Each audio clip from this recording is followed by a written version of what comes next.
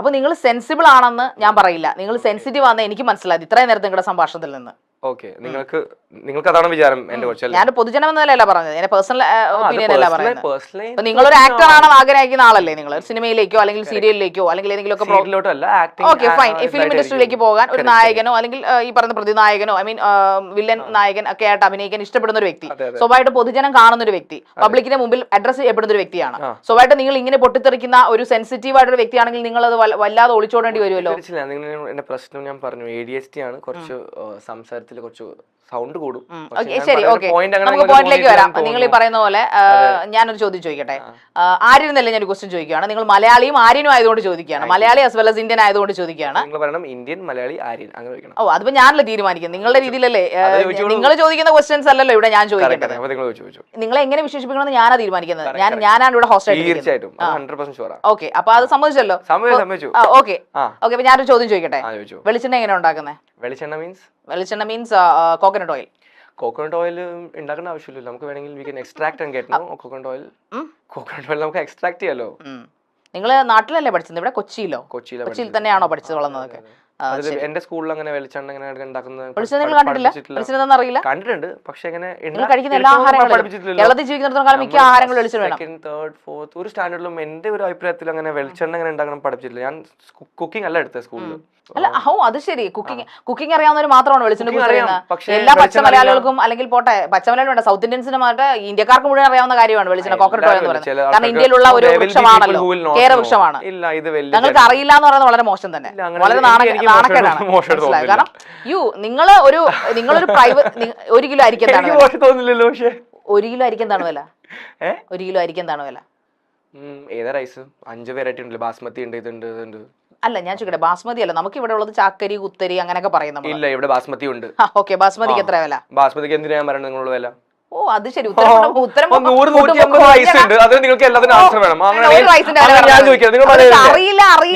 കാസർഗോഡില്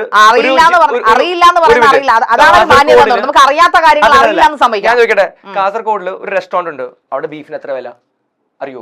എല്ലാം ആളുകൾക്ക് അറിയാം, താമസിക്കുന്ന എല്ലാ ആളുകൾക്കും അറിയാതെ. നിങ്ങൾക്കറിയോ? നിങ്ങൾക്ക് മലയാളി ഇത്ര പുച്ഛം? മലയാളത്തിന് ഒരു പുച്ഛമല്ല എനിക്ക്. നിങ്ങൾക്ക് എങ്ങനെ തോന്നി? കൊച്ചിയിൽ ജീവിച്ചിട്ട് നിങ്ങൾ കൊച്ചി സെറ്റിൽ ആയിട്ട് കൊച്ചിയിൽ പഠിച്ചു വന്നിട്ട് മലയാളി എന്ന് പറയുമ്പോൾ എന്താ ഒരു പരമ പുച്ഛം? പുച്ഛിക്കാന്ന് പറഞ്ഞല്ലോ, ഐ ലവ് മലയാളീസ്, ഒരു പ്രശ്നമില്ല എനിക്ക് അങ്ങനെ ഇവരായിട്ട്. അതിങ്ങടുത്ത് ദേ എന്നാ വല്ലതും കഴിച്ചോണ്ടിരുന്നു, ഇത് ബ്രെഡ് വല്ലതും കഴിച്ചോണ്ടിരുന്നു. കാരണം നിങ്ങൾക്ക് ഉത്തരവ് അരി എന്താണെന്ന് അറിയില്ല, വെളിച്ചെണ്ണ എന്താണെന്ന് അറിയില്ല, നിങ്ങൾക്ക് ഒന്നും അറിയില്ല. നിങ്ങൾ എന്തിനാണ് ഇവിടെ വന്നത്? ഒരു ജാമും കൂടി തന്ന ടേസ്റ്റ് ആയിരിക്കും തോന്നുന്നു. അതാണ്, കൊടുക്ക് ജാമോ ബ്രെഡോ ബട്ടറോ ഒക്കെ കൊടുക്ക്. ബട്ടർ മതി, നല്ലത്. ഒരു പ്ലേറ്റ് ഇത്ര സെൻസിബിൾ ഇല്ലാത്ത കട്ട് ചെയ്യാനുള്ള സാധനം ഉണ്ടെങ്കിലും തരണേ. ഇങ്ങനെ മാത്രം ഒരു ഗസ്റ്റിന് ഇങ്ങനെ നിങ്ങള് ബ്രെഡ് മാത്രം തരുമോ? നിങ്ങളുടെ വീട്ടിൽ ഞാൻ ബട്ടറും എല്ലാം ഒരുമിച്ച് തന്നേനെ. ബ്രെഡ് പട്ടിക്കാരന്റെ പോലെ കഴിച്ചോന്ന് പറഞ്ഞാൽ സ്വീറ്റ് ആണല്ലോ അതിന്, ഈ ബ്രെഡ് പോലെ. ഞാൻ കാര്യങ്ങളാണ് ചോദിക്കുന്നത്. ബ്രെഡ് പോലെ സ്വീറ്റ് ആണെന്നോ? ഓ, അത് ശരി, നല്ല കാര്യം, thank you very much, welcome. Okay, ഞാൻ വേറൊരു കാര്യം കൂടി ചോദിക്കട്ടെ. ഇനി അതിന് മറുപടി ഉണ്ടാവുമെന്ന് എനിക്ക് അറിയില്ല, എങ്കിൽ ഞാൻ ചോദിച്ചോളൂ. നിങ്ങൾ ഒരു ഇന്റർവ്യൂവിൽ പറയുന്നു ലിവിംഗ് ടുഗദർ കൊള്ളാം, അല്ലെങ്കിൽ റിലേഷൻഷിപ്പ് ലിവിംഗ് ടുഗദർ നല്ലതാണ്, കല്യാണം കഴിക്കുന്നതിന് മുമ്പ് 3 മാസം ഒരു പെൺകുട്ടിയെ കൂട്ടത്തിൽ താമസിപ്പിച്ച് നോക്കണം എന്നൊക്കെ പറഞ്ഞു. ഇതെന്താ വല്ല വണ്ടി? ഫിയാൻസെ ആണെങ്കിൽ വിവാഹം കഴിഞ്ഞിട്ടില്ലല്ലോ, ഫിയാൻസെ ആണെങ്കിലും വിവാഹം മാരേജ് കഴിഞ്ഞിട്ടില്ലോ. അല്ല, ഇതെന്നാ ട്രെയിനിങ്? ഞാൻ ചോദിക്കട്ടെ, ഒരു ജോലിക്ക് നമ്മൾ ജോയിൻ ചെയ്യുമ്പോൾ ട്രെയിനിങ് ഉണ്ട്, ഒരു മാസം ട്രെയിനിങ്. നിങ്ങൾക്ക് എന്താ പ്രശ്നം? എവിടെ കോൺസ്റ്റിറ്റ്യൂഷൻ? ലിവിംഗ് ടുഗദർ ലീഗലാണ്. Living together legal. Okay, living together legal ആണെങ്കിൽ എനിക്കറിയാം. വെളിച്ചെണ്ണ എന്താ പ്രൈസ്, റൈസിന് എന്താ പ്രൈസ്, പക്ഷെ ലീഗൽ കോൺസ്റ്റിറ്റ്യൂഷൻ പറയുന്ന ഈ കാര്യങ്ങൾക്ക് അറിയില്ല. കാര്യങ്ങളൊക്കെ അറിയാം, എന്താണ് വന്നതെന്ന് അറിയാം. 2 ലക്ഷം നിങ്ങൾ പിന്നെ ചോദിച്ചേ ലീഗലാണോ? ലീഗലാണോ? നിങ്ങൾക്കത് ബേസിക്കലി നിങ്ങൾ കോൺസ്റ്റിറ്റ്യൂഷൻ അറിയില്ല. ഞാൻ ചോദിക്കട്ടെ, നിങ്ങളൊരു ആക്ടർ ആണ്, നിങ്ങൾ ഇവിടുത്തെ ഗസ്റ്റ് ആണ്, അപ്പൊ നിങ്ങൾ ചോദ്യങ്ങൾക്ക് ഒരു ആൻസർ എങ്കിലും തന്നുള്ളൂ. ഏതെങ്കിലും ഒരു ചോദ്യം നിങ്ങൾ ആൻസർ തന്നോ? ഞാൻ ചോദ്യങ്ങൾ ചോദിക്കുമ്പോൾ നിങ്ങൾ അതിനെ ഡിഫെൻഡ് ചെയ്യുവാണ്. ഇത്ര പേടിത്തുറിയാണോ നിങ്ങൾ? ട്രയൽ എടുത്തിട്ട് ഹലോ ഇന്ത്യ അറിയില്ല, ഇങ്ങോട്ട് നോക്കൂ, മുഖത്ത് നോക്കി സംസാരിക്കും. ഓ, വിശപ്പാണോ? ഇതെന്നെ തീറ്റ മത്സരമാണോ ഇത്? കുക്കറി ഷോ ആണോ ഇത്? ഹോട്ട് സീറ്റ് ആണോ? ഞാൻ മാറിപ്പോയോ? വിളിക്ക്. ഹോട്ട് സീറ്റിൽ ബ്രെഡ് തന്നെ എനിക്ക് കഴിക്കണമെന്നുണ്ട്. പക്ഷെ ജാം ഉണ്ടോ? ഇല്ലേ, ഇല്ലല്ലോ. തിരിച്ചു വെച്ചേക്കും. ഇതിനൊരു തീരുമാനം ഉണ്ടാക്ക്, ഈ ബ്രെഡ് കഴിപ്പിന് ഒരു തീരുമാനം ഉണ്ടാക്ക്. ജാമോ അല്ലെങ്കിൽ കൊടുക്ക്, ഒരു ഗ്യാപ്പ് എടുക്ക. ഇതിവിടെ കുക്കിംഗ് ഷോ അല്ല നടക്കുന്ന ഒരു ബോധം ഉണ്ടല്ലോ അല്ലേ? പക്ഷെ നിങ്ങൾ ഒരു മിനിറ്റ്, ഈ ബ്രെഡ് എനിക്ക് ആരാ തന്നെ? ഈ ബ്രെഡ് എനിക്ക് ഇപ്പൊ ആരാ തന്നെ? ശരി, നമുക്ക് അടുത്ത പോയിന്റിലേക്ക് വരാം. അടുത്ത പോയിന്റിലേക്ക് വരാം. Listen to me. അടുത്ത പോയിന്റിലേക്ക് ഇനി കളിയൊക്കെ മാറി കാര്യത്തിലേക്ക് വരൂ. ഈ വിവാഹ ജീവിതം ട്രയൽ എടുത്തിട്ട് ചെയ്യണമെന്ന് പറയുന്നത് എന്തുകൊണ്ടാണ് നിങ്ങൾ? വിവാഹ ജീവിതം, ഐ മീൻ മാരേജ് ലൈഫ് ഒരു ട്രയൽ ആവാം. അതിൽ 3 months കല്യാണം കഴിക്കാൻ പോകുന്ന പെൺകുട്ടിയുമായിട്ട് താമസിച്ചതിന് ശേഷം വിവാഹം കഴിക്കണം എന്ന്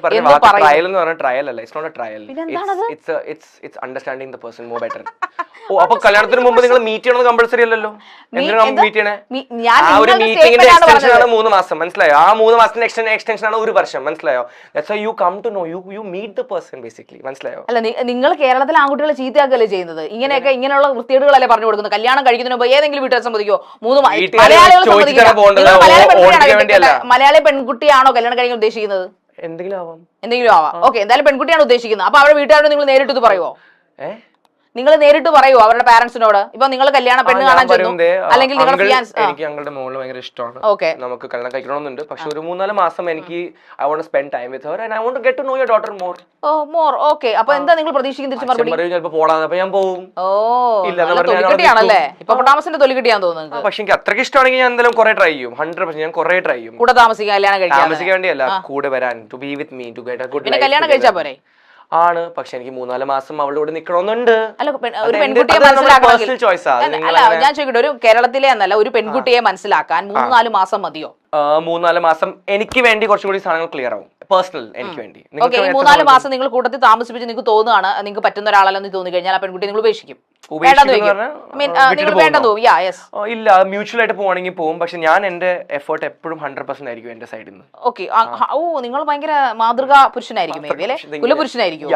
ഓക്കെ, അപ്പോ ആ പെൺകുട്ടി നിങ്ങളെ വേണ്ടാന്ന് പറഞ്ഞിട്ട് പോകുക, അല്ലെങ്കിൽ നിങ്ങൾ ആ പെൺകുട്ടിയെ വേണ്ടാന്ന് വെക്കുകയാണെങ്കിൽ, വേണ്ടാന്ന് വെക്കാൻ കുട്ടിയുടെ ഫ്യൂച്ചറിനെ കുറിച്ച് നിങ്ങൾ ചിന്തിച്ചിട്ടുണ്ടോ?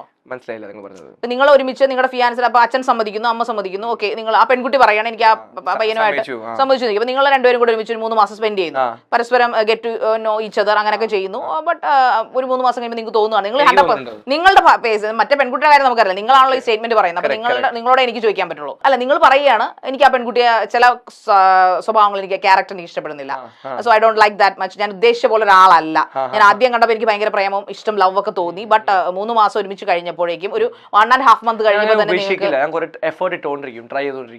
അപ്പോ നിങ്ങൾ വിവാഹം കഴിക്കും. ഇതൊക്കെ ഒരു അഭിനയമല്ലേ? അത് സിനിമയിൽ അഭിനയിച്ചാൽ പോലെ ഇവിടെ വന്നിരുന്ന് അഭിനയിക്കുന്നത്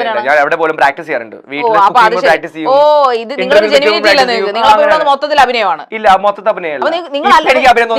യഥാർത്ഥത്തിലുള്ള ആരെന്നെ കടത്തണമെങ്കിൽ എവിടെ വരണം? വീട്ടിൽ വരണോ? അല്ല, വീട്ടിൽ വരേണ്ട ആവശ്യമൊന്നുമില്ല. പിന്നെ അല്ല, നിങ്ങളെ അല്ല, ഓക്കെ, എവിടെ നിന്നാ നിങ്ങൾ യഥാർത്ഥ ആരെ കാണാൻ പറ്റും? അത് ഞാൻ പറയില്ല, സീക്രട്ടാ. അത് എന്റെ ടെമ്പിൾ പോലെ ആക്ടിങ്ങിന്റെ. നിങ്ങൾ വീട്ടിൽ വന്നാണ് എന്താണ് കുഴപ്പം? ഇപ്പോൾ നിങ്ങളെ അറിയാൻ വേണ്ടിട്ട് വീട്ടിൽ ഇപ്പൊ നിങ്ങൾ വരേണ്ട ആവശ്യം. നിങ്ങളുടെ വീട്ടിലോട്ട് ആൾക്കാരെ കേട്ടില്ലേ? ഇല്ല, കേറ്റും. പിന്നെന്താ, അറിയാത്ത ഫസ്റ്റ് ടൈം ഒരു പ്രാവശ്യം മാത്രം മീറ്റ് ചെയ്ത ആൾക്കാരെ കേട്ടില്ല. ഇപ്പൊ എന്നെ പോലെ അറിയാവുന്ന ഒരു ആങ്കറിനെ നിങ്ങൾ കേട്ടില്ലെന്ന് പറയുമ്പോൾ എന്താണ് അർത്ഥം? അങ്ങനെ പറഞ്ഞ അറിയില്ലേ എന്നെ നിങ്ങൾക്ക്? അറിയാം. അത് അറിയാന്ന് പറഞ്ഞെന്താ?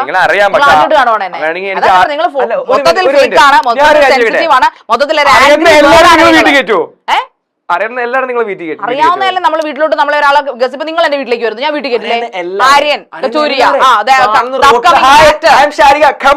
ഞാൻ അങ്ങനെ ഒരാളോട് പറഞ്ഞിട്ടില്ല. ഞാൻ പറയാതെ എന്റെ ഇന്റർവ്യൂവിൽ നിന്നും എന്റെ കഴിവ് കൊണ്ട് ആൾക്കാരെ തിരിച്ചറിഞ്ഞതാണ്. ഞാൻ ഒരാളോട് പറഞ്ഞിട്ട് ഞാൻ ശാരികയാണ്, ഞാൻ മൈൽസ്റ്റോൺ മേക്കേഴ്സ് ആങ്കർ ആണെന്ന് പറയാറില്ല. ഞാനൊന്ന് ചോദിക്കട്ടെ, ഞാൻ ആങ്കറിലാണ് സ്പെഷ്യലൈസേഷൻ ചെയ്തിരിക്കുന്നത്, മനസ്സിലായോ? എനിക്ക് തരുന്ന ജോബ് 100% സാറ്റിസ്ഫൈഡ് ആയിട്ട് ചെയ്യുക എന്നുള്ളത് മാത്രമാണ് ചെയ്യുന്നത്. പക്ഷെ ഞാൻ അതിൽ ഫേക്ക് അല്ല. നിങ്ങൾ ആക്ച്വലി ജെനുവൻ ആണ്. പക്ഷെ പ്രശ്നം എന്ന് പറഞ്ഞാൽ ഈ ജെനുവൻ ആവുമ്പോഴേ നമ്മൾ ഒരിക്കലും പറയില്ല ഞാൻ ജെനുവൻ ആണ്. അങ്ങനെ പറയുന്ന ആൾക്കാരാണ് ഏറ്റവും വലിയ ഫേക്ക് എന്റെ ഒരു അഭിപ്രായത്തിൽ. ആൾക്കാർ കണ്ടോണ്ടിരിക്കുകയാണല്ലോ. നിങ്ങൾ തന്നെയല്ല, നിങ്ങളിപ്പോ പറഞ്ഞത്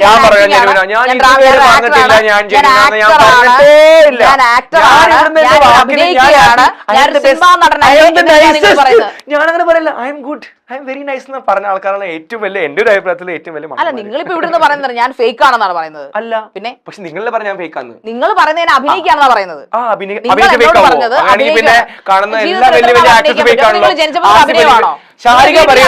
എല്ലാ ആക്ടേഴ്സും ഫേക്ക് ആണെന്ന് ഞാൻ പറഞ്ഞിട്ടില്ല. നിങ്ങൾ പറഞ്ഞു നിങ്ങൾ അഭിനയിച്ചാൽ നിങ്ങൾ ഫേക്ക് ആവുന്നു. നിങ്ങൾ അഭിനയിക്കുകയാണെന്ന് പറഞ്ഞു എന്റെ മുമ്പിൽ വന്നിരുന്നത്. എന്റെ മുമ്പിൽ വന്നിട്ട് നിങ്ങൾ അഭിനയിക്കാന്ന് പറഞ്ഞു. പറഞ്ഞു. പക്ഷെ ഇപ്പൊ നാളെ ആസിഫ് അലി ഇവിടെ വന്നാൽ സംസാരിച്ചാൽ അഭിനയം വന്നിട്ട് അഭിനയിക്കല്ല. He is a genuine person in interviews. Only in movies he's acting, you're saying. Yes, അങ്ങനെയല്ലേ നടൻ വേണ്ടത്. Scientifically it's proven nobody can be their own selves. നിങ്ങൾ സയന്റിഫിക്കിനെ കുറിച്ച് നിങ്ങൾ ഇവിടെ ശാസ്ത്രത്തെ കുറിച്ച് പറയണം. മലയാളത്തിൽ സംസാരിക്കും. മലയാളം ഇന്റർവ്യൂ ആണ്. മലയാളത്തിൽ സംസാരിക്കേ. കുഴപ്പമില്ല, എന്റെ കംഫർട്ടബിൾ ലാംഗ്വേജ് ഞാൻ പറയും. ഇഷ്ടമില്ലെങ്കിൽ പുറത്താക്കിയോ. ഇതൊരു നിങ്ങൾ എന്താണ് ഇങ്ങനെ നിങ്ങൾക്ക് തീരെ മര്യാദയില്ലാത്തൊരു മനുഷ്യന്ന് ഞാൻ പറഞ്ഞാൽ. മലയാളത്തിലും ആൾക്കാർ ഇംഗ്ലീഷ് വേർഡ്സ് യൂസ് ചെയ്യാറുണ്ട്, അതിൽ പ്രശ്നമൊന്നുമില്ല. നിങ്ങൾക്ക് മലയാളം മാത്രം അഭിനയിക്കുന്ന ഒരു ഷോയ്ക്ക് നിങ്ങൾ പെട്ടുപോകല്ലോ. അങ്ങനൊന്നും ഇല്ലല്ലോ, എനിക്ക് അങ്ങനെ തോന്നിയിട്ടില്ല. നിങ്ങൾക്കാ തോന്നുന്നത്.